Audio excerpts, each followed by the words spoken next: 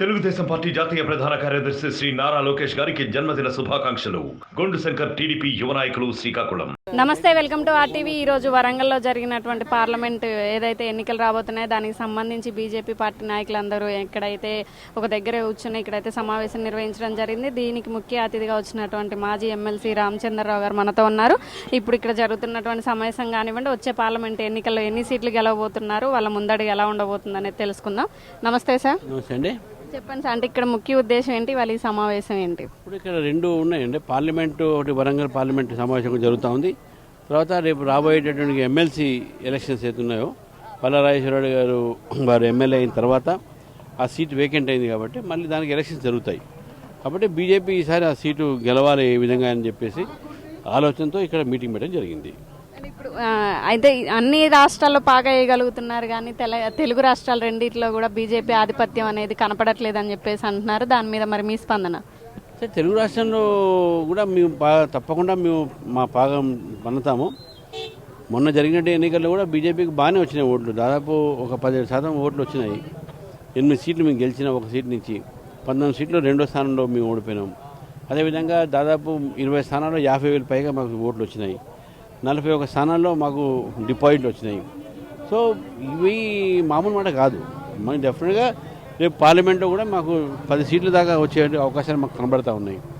అంటే మీరు డెఫినెట్గా సౌత్లో హయ్యెస్ట్ సీట్లు బీజేపీ ఉంటాయి, అందులో తెలంగాణవి హయ్యెస్ట్ ఉంటాయి. అంటే ఇప్పుడు నిన్న జరిగినటువంటి అస్సాంలో ఏదైతే రాహుల్ గాంధీ యాత్ర ఉందో దాన్ని అడ్డుకోవడంలో ఖచ్చితంగా బీజేపీ వాళ్ళని విమర్శిస్తూ ఇక్కడ అన్ని చోట్ల కూడా దిష్టి బొమ్మలు తగలేయడం జరిగింది. దానికి సంబంధించి కొంతమంది నాయకులు కొన్ని వ్యాఖ్యలు చేశారు. మేము దాల్చుకుంటే బీఆర్ఎస్ లాగానే బీజేపీ కూడా కనుమరుగైపోతుంది కబర్దార్ అంటూ అంటున్నారు. మరి దానికి మీరేమని చెప్తారా సమాధానం? ఇప్పుడు ఒకటంటే కాంగ్రెస్ పార్టీ వాళ్ళు ఎందుకు యాత్ర తీస్తున్నారో ఎందుకు చేస్తే తెలియదు. వాళ్ళ ఉద్దేశం ఏంటంటే ఈ రాముడి యొక్క మందిరాన్ని వ్యతిరేకించడం. అది డైరెక్ట్గా చేయకపోవడం, వాళ్ళకు ఏది లేకపోతే ఈ రాహుల్ గాంధీ గారి యొక్క ఏదో ఆపిండను ఇంకేదన్నా చెప్పి దానికి సాకు మాత్రమే. ఇప్పుడు ఎన్నో కారణాలు ఉంటాయి, లా అండ్ ఆర్డర్స్ ఉంటాయి, లేకుంటే అభ్యంతరకరమైనటువంటి ఒక విషయాలు కొన్ని ఉంటాయి. కొన్ని అది స్థానికంగా లా అండ్ ఆర్డర్ సంబంధించినటువంటి ఒక పరిస్థితి తీసుకొని ఆ యాత్ర మీద ఆ స్థానికమైన గవర్నమెంట్ చూస్తుంది. దాని పెద్ద దేశవ్యాప్తంగా చేసిన అవసరం ఏమున్నది?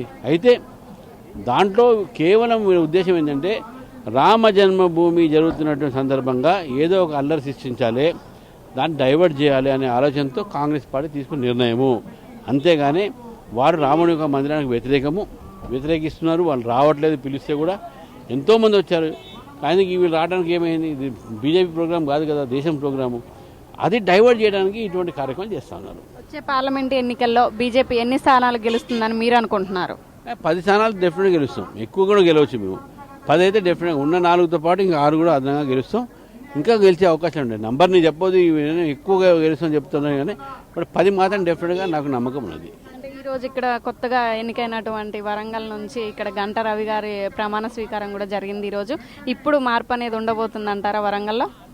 మార్పు అనేది కంపల్సరీ ఉంటుంది. గతంలో కూడా మార్పు ఉండే, గతంలో కూడా మంచి ఓట్లు వచ్చిన, శాతం ఓట్లు పెరిగినాయి. ఈసారి కూడా ఇప్పుడు అధ్యక్షుడు మారడం అనేది మా సంస్థాగతమైన ప్రక్రియ అది. సో కాబట్టి సంస్థాగత ప్రక్రియలో భాగం కొంచెం నూతనంగా యువకులు ఉన్నారు కాబట్టి ఇంకా ఉత్సాహంగా పనిచేస్తారని చెప్పి భావిస్తాను. విన్నారు కదా, ఈరోజు జరిగినటువంటి ఈ సమీక్షలో పార్లమెంటు అటు ఎమ్మెల్సీ స్థానానికి ఏదైతే పల్లా రాజేశ్వర రెడ్డి ఎమ్మెల్యే అయిన తర్వాత ఎమ్మెల్సీ ఖాళీ అయిందో దానికోసం సంబంధించి, అలానే ఇటు వచ్చే ఎన్నికలు పార్లమెంట్ ఎన్నికలు దృష్టిలో పెట్టుకొని ఇక్కడ కార్యకర్తలతో సమావేశం, అలానే గంట రవి గారు ఇక్కడ వరంగల్ ఏదైతే బీజేపీ అధ్యక్షులుగా నియమితులయ్యారో ఆ కార్యక్రమానికి విచ్చేసిన ఈయన ఎవరైతే కాంగ్రెస్ వాళ్ళు దిష్టిబొమ్మను దగ్నం చేస్తూ బీజేపీ వాళ్ళని కనుమరుగ చేస్తామని చెప్పినటువంటి నాయకుల మాటలకి ఘాటుగా ఈయనైతే సమాధానం ఇవ్వడం జరిగింది. మరిన్ని వీడియోస్ కోసం ఛానల్ సబ్స్క్రైబ్ చేయండి, లేటెస్ట్ అప్డేట్స్ కోసం వాట్సాప్ ఛానల్ ని ఫాలో చేయండి అండ్ లింక్ డిస్క్రిప్షన్ లో ఉంది.